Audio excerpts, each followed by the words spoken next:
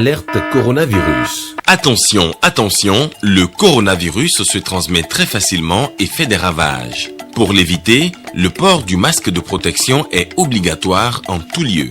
Dans l'administration publique ou privée, dans les réunions, les rencontres, dans les marchés, les magasins, les boutiques et lors des déplacements, le port du masque est obligatoire. Même dans les lieux privés, dès lors que l'on n'est pas seul, le masque doit être le fidèle compagnon. Mais attention, le port de masque de protection ne dispense nullement d'appliquer les autres mesures de prévention, notamment le lavage des mains à l'eau et au savon et l'observance de la distance de sécurité sanitaire d'au moins 1 mètre entre personnes. Enfin, s'abstenir de porter des gants en vue du lavage régulier des mains à l'eau et au savon ou de l'application de gel hydroalcoolique. Pour tout savoir sur l'épidémie du coronavirus au Bénin, rendez-vous sur le site web www.gouv.bj/coronavirus. Ceci est un message du gouvernement de la République du Bénin. Bonjour à tous, il est 13h, voici les titres de ce journal. La courbe de contamination du coronavirus grimpe au Bénin, les décès se comptent par dizaines, certains patients parviennent à guérir, à suivre le témoignage de l'un d'entre eux dans ce 13h.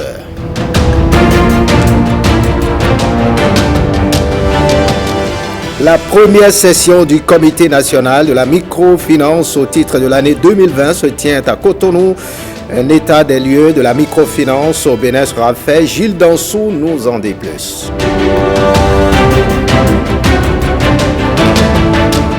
Et puis le portrait d'un dessinateur béninois, Abdul Mokhtar, a fait du dessin son métier, sa particularité, tirer des portraits au stylo.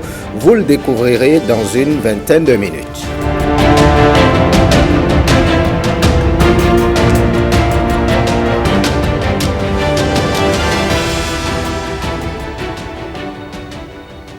Bienvenue, si vous nous rejoignez, plus les jours passent, plus le coronavirus touche encore plus de monde. À l'université d'Abomey-Calavi, les chercheurs de l'Académie nationale des sciences arts et lettres du Bénin ont organisé une conférence sur cette pandémie qui ébranle la planète. Herman Amegan nous en dit plus. Regardez.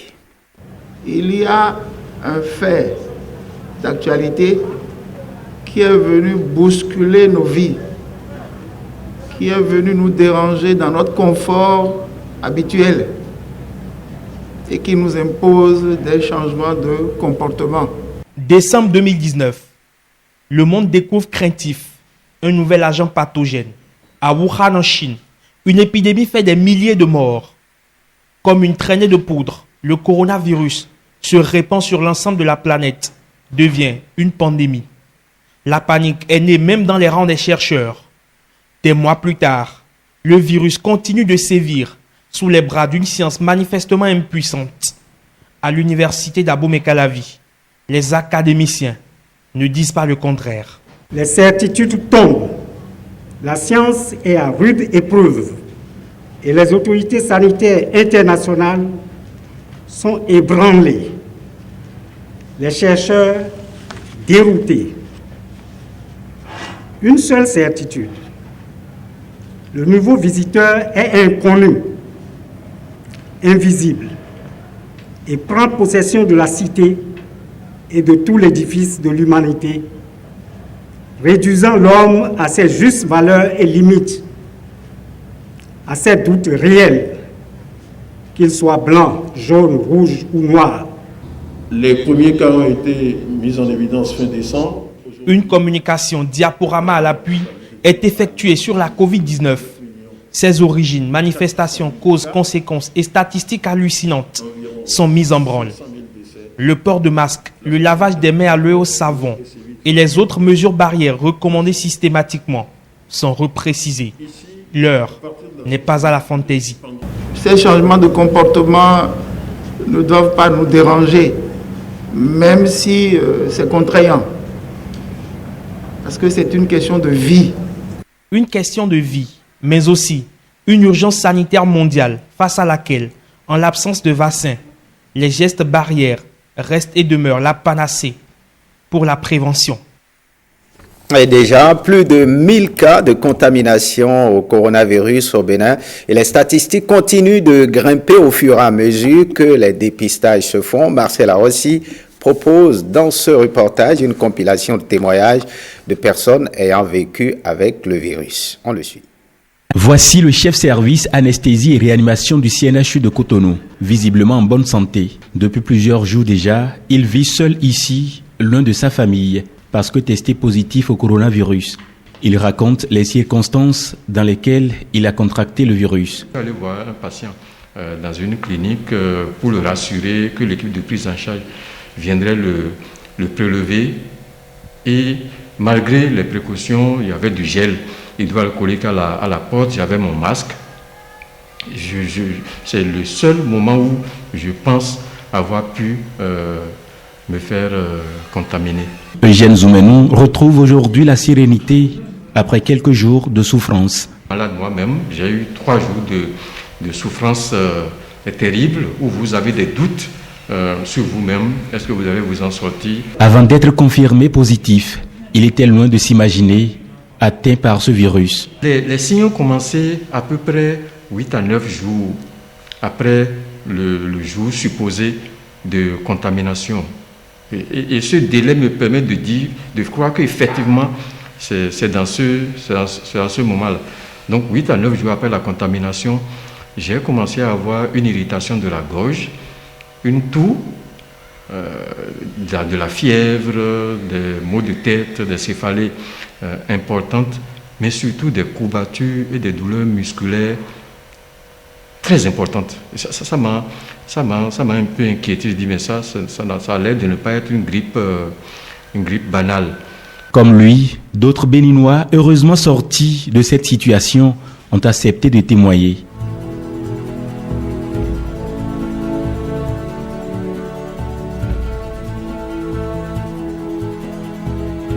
Eugène Zoumenou, qui n'est pas le premier agent de santé contaminé, pense que douter de l'existence de ce mal relève de l'irresponsabilité. Eh bien, toutes les personnes contaminées ne tirent pas forcément leur épingle du jeu. Au Bénin, des victimes du mal se comptent par dizaines. Impossible pour certains malades de se tirer donc des griffes du coronavirus. Suivez ces images commentées. La phase terminale pour ce patient béninois rongé par le coronavirus. Plus d'espoir de l'arracher des griffes de la mort malgré son admission à la réa dans ce centre de prise en charge. Impuissant à l'extérieur, ses parents n'ont que leurs yeux pour pleurer. Impossible d'approcher le corps au risque de s'exposer au virus. Même au cimetière, son inhumation s'est faite de manière spéciale, loin des yeux de ses proches. Le tableau du coronavirus a viré au rouge au Bénin. Les cas positifs se multiplient au sein de la communauté et les décès se comptent par dizaines.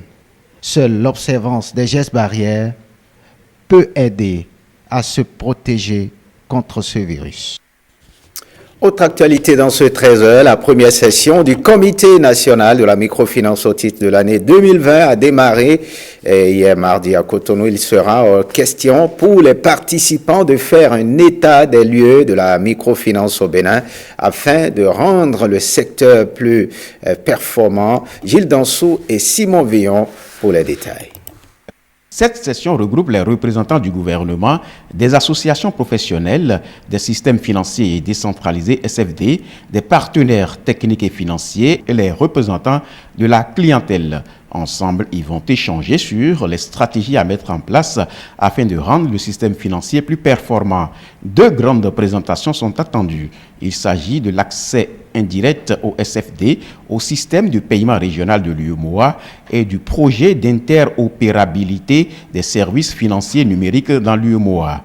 Finaliser le processus d'actualisation du document de politique de développement et de la microfinance pour mieux l'arrimer au PAG et à la nouvelle dynamique du secteur. Faire le suivi efficace de la mise en œuvre du nouveau document de politique de développement de la microfinance et son plan d'action. Élaborer avec l'ensemble des acteurs de l'écosystème de la stratégie nationale d'inclusion financière. Assainir le secteur de la microfinance au Bénin. Renforcer les actions de professionnalisation de SFD avec accent sur l'éducation financière des clients. Renforcer l'accès des SFD aux ressources financières adaptées. Identifier les actions pour le financement des activités agricoles et promouvoir les innovations financières au nombre desquelles la finance digitale.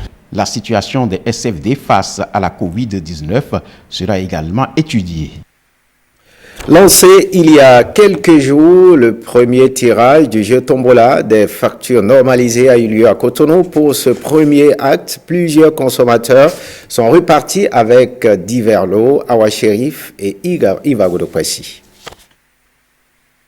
2 lots de 500 000 francs CFA, 5 lots de 200 000 francs CFA, 15 lots de 100 000 francs CFA, 30 lots de 50 000 francs CFA, 50 lots de 20 000 francs CFA. C'est le résultat du premier tirage de la tombola des factures normalisées lancée il y a quelques jours par la Direction générale des impôts pour encourager les bons consommateurs. Nous avons procédé au premier tirage qui coïncide avec la fin du mois. Donc nous avons eu droit à 2 catégories de tirages. Les tirages hebdomadaires sur les 100 lots et les tirages mensuels sur les 2 lots de 500 000 francs. Les machines électroniques certifiées de facturation sont reliées directement à la Direction générale des impôts. Et à ce tirage, vous êtes sélectionné. C'est un jeu aléatoire. Et si votre facture est sélectionnée, vous êtes gagnant d'un lot. Et pour la transparence du jeu, un système informatique est mis en place pour rassurer les consommateurs. Un système informatique est conçu pour tirer au sort les lots de façon aléatoire sans intervention humaine. Tout ceci se fera sous la supervision du représentant de la Loterie nationale du Bénin et de l'huissier de justice maître Maxime Assoba. Je rappelle qu'en fin d'année, on aura le tirage des 2 super lots, à savoir des voitures neuves de valeur unitaire de 25 millions de francs CFA. C'est désormais un rendez-vous hebdomadaire et mensuel pour les bons citoyens qui exigent leurs factures normalisées. Les gagnants de ce premier tirage sont invités à retirer le lot à la Direction générale des impôts. La société ATT se donne encore plus de moyens pour transporter plus de voyageurs. Elle vient de mettre en service son parc d'Akasato et de nouveaux bus Gislain Poguet et Simon Villon. Et du Fils et du Saint-Esprit. Des bénédictions données par le prêtre de Jésus-Christ et l'imam en début de cette cérémonie. Une cérémonie qui consacre la mise en service du parc ATT d'Akasato. Nos clients qui, à chaque fois qu'ils décident de voyager, ils sont soit sur les intempéries ou ils sont sur les effets des braquages. Chers clients, ici, c'est chez vous. Lorsque vous allez décider de voyager, vous venez ici, vous êtes en sécurité jusqu'à l'eau. Moment choisi aussi pour la réception de 4 nouveaux bus flambant neufs. Les bus que vous voyez mis en circulation ce jour mettent en exergue le confort. Avec ses 53 places assises en cuir, munies des dernières technologies que sont le Wi-Fi, les écrans, un frigo, une machine à café, les ports USB individuels qui vous permettront de charger vos téléphones et vos tablettes, et des prises audio jack qui vous permettront d'écouter en toute sérénité les films que vous désirez. Ce bus vous mettra donc à l'aise comme dans un avion, et ce pour circuler à travers tout le Bénin en toute sécurité. ATT, Aïna Transport et Tourisme, qui vient ainsi d'enrichir son parc automobile, relie à Cotonou les villes comme Boycon, Parakou, Djougou, Natitengu. ATT promet à ses clients plus de confort dans leurs déplacements. Un mode culture dessiné pour lui est bien plus qu'une passion, c'est devenu un mode de vie. Abdul Mokhtar a d'ailleurs fait son métier avec pour singularité d'exceller dans le bel art, de tirer des portraits au stylo, sa vague de portraits mondains à l'encre bleue et noire qui inonde les réseaux sociaux lui a valu une visite de nos reporters dans son atelier. Nicanor Corvi à l'Essikenum. Du sourire coquin de cette jeune fille en fleurs à celui moins jeune du président de la Cour constitutionnelle, chez Mokhtar Abdoul, la précision a un nom, le stylo. Bleu ou noir, son encre offre au jeune plasticien un médium original pour emprisonner dans le papier les visages qui déchaînent son inspiration. J'aime bien faire du différent. Donc le stylo me permet de dessiner et d'être à l'aise. En même temps que je n'ai pas besoin de trop de matériel. Le stylo, ça, on trouve ça un peu partout. Ça me permet d'aller plus vite et de ne pas se soucier du coup. Profession plasticien, spécialité portraitiste. Pour sûr, un stylo entre les mains de Mokhtar fait office de baguette magique. Mais du petit garçon fou de dessin au jeune plasticien en pleine ascension, l'artiste a dû auparavant porter sa croix et forger son destin à l'épreuve du temps. Le bac, j'ai tout de suite côtoyé des gens qui font dans la peinture. Alors là, je me suis dit, pourquoi ne pas aussi suivre le pas et aussi vivre de cet art. Alors j'ai dû suivre des formations pour améliorer un peu ce que je faisais déjà et qui me donnait déjà de l'argent. À 27 ans tout juste, le portraitiste n'est pas loin de la maturité dans son coup de stylo. Et quitte à faire des émules, son style hyper réaliste fait déjà école auprès d'un public jeune qui vient apprendre du maître. Ici, j'ai beaucoup plus appris la patience. Surtout pour les portraits, que ce soit au crayon, au stylo, j'ai beaucoup appris à être patiente. C'est à Mokhtar House que j'ai appris que c'est possible de faire des portraits au stylo. C'est un truc qui m'a beaucoup impressionné. Je me donne à ça. Maître du portrait donc, mais maître de ses ambitions aussi, Mokhtar Abdoul rêve l'avenir en 50 nuances de rose. Le domaine des arts plastiques, c'est une opportunité d'emploi. Moi, je le dis souvent parce que moi, j'arrive à gagner ma vie avec ça. Et je crois fermement que d'autres jeunes peuvent faire autant. Touche à tout l'art de Mokhtar Abdoul, c'est aussi ce fait hybride pour explorer autant les portraits à l'huile que les natures mortes, voire le graphisme, mais sans jamais renoncer au doigté qui fait sa signature, comme pour dire que l'art est pluriel et la diversité mokhtarienne.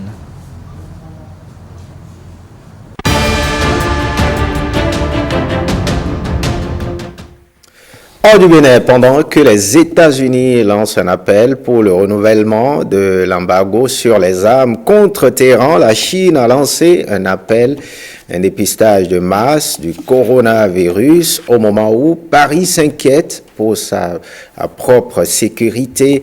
Joe Wilfred Songa s'insurge contre le racisme. Le récit est signé Ghislain Poguet. Le premier ministre israélien Benjamin Netanyahou et l'émissaire américain pour l'Iran, Brian Hook, appellent à prolonger l'embargo sur les armes visant Téhéran lors d'une conférence de presse à Jérusalem. Le quartier d'affaires de la Défense à Paris est bouclé après un appel à la police signalant un homme armé dans cet important quartier commercial et de bureaux. Des centaines de Pékinois font la queue devant des lieux de dépistage du Covid-19 afin de passer un test d'acide nucléique dans le cadre d'une campagne de dépistage de masse. La Chine a fait état de 19 nouveaux cas de coronavirus mardi, dont 7 infections domestiques supplémentaires à Pékin. La capitale chinoise a partiellement levé une quarantaine de plusieurs semaines imposée dans certaines parties de la ville afin d'éviter une seconde vague d'infections. Les magasins restent fermés dans une rue commerçante de Leicester, au centre de l'Angleterre, le gouvernement britannique ayant réimposé un confinement local sur la ville à la suite d'un pic alarmant du cas de Covid-19. Les ministres ont ordonné la fermeture des écoles et des magasins non essentiels. L'entraîneur de l'Atlético de Madrid, Diego Simeone, déclare s'attendre à un match très difficile contre l'une des meilleures équipes du monde, peut-être la meilleure, lors d'une conférence de presse avant leur match contre Barcelone. Je suis ni noir ni blanc, je suis juste ce que je suis, Joe Wilfred, et puis ça suffit. Souligne lundi Joe Wilfred Songa, interrogé sur les inscriptions racistes qui ont visé l'INSEP. Le numéro 49 mondial présent à la All In Academy à laquelle il collabore s'exprime également sur la reprise du tennis. Il ne faut pas reprendre coûte que coûte, avertit-il.